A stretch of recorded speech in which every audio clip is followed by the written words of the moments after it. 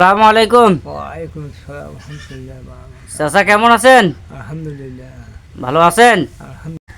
আপনার নাম কি? হাকিমউদ্দিন। হাকিম উদ্দিন। আপনার বয়স কত ভাই? ৮০-৮৫। ৮০-৮৫ বছর হবে।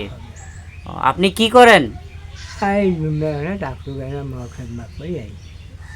মসজিদের মুয়াজ্জিনগিরি করেন। আপনি অসুস্থ কতদিন ধরে? অসুস্থতা ৩ মাস থাকি। ৩ মাস। 1 মাস 5 দিন। ১ মাস ৫ দিন ছিলেন। ও, মসজিদ থেকে কত টাকা বেতন পান?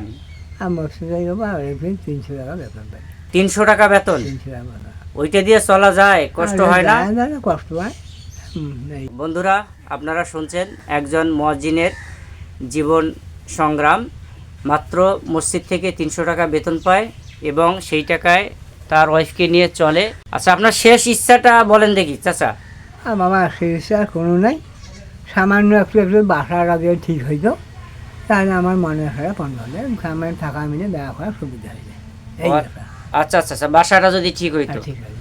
প্রিয় বন্ধুরা, আপনারা দেখছেন চাচার এই যে বাড়ি, এই যে খুবই কষ্টের বাড়ি, এই যে দেখতে পারতেছেন। চাচা, শুনছিলাম আপনি নাকি মসজিদে কারেন্ট আসার আগে মসজিদের আলোকসজ্জার জন্য। প্রথমে বাবা মামলা আসলো, কেরোসিন তেল দেখলো। হ্যাঁ। আর পরে যখন মোমবাতি দাঁড়িয়ে আসলো, তো আমরা এই মোমবাতি মসজিদে বহু বছর আমি গেছি। আচ্ছা, অনেক বছর।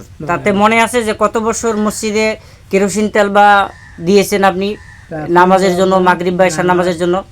তাতে বাবা বোধ হয় 40-45 বছর হতে পারে। 40-45 বছর ধরে মসজিদ কেরোসিন তেল দেখি। অন্যের বাড়িতে মজুরি করে দিন আনি দিন খেয়ে মসজিদে ইশার নামাজ এবং মাগরিবের নামাজের জন্য যে তেল খরচ, কেরোসিন তেল, সেইটা আপনি জোগাড় দিয়েছিলেন। আজকে ওনার এমন অসহায়। আপনার পাটা একটু দেখান তো। এই যে বাবা পাটা তো এই যে পাটা। দিন মজুর, অন্যের বাড়িতে কাজ কাম করি চলছেন।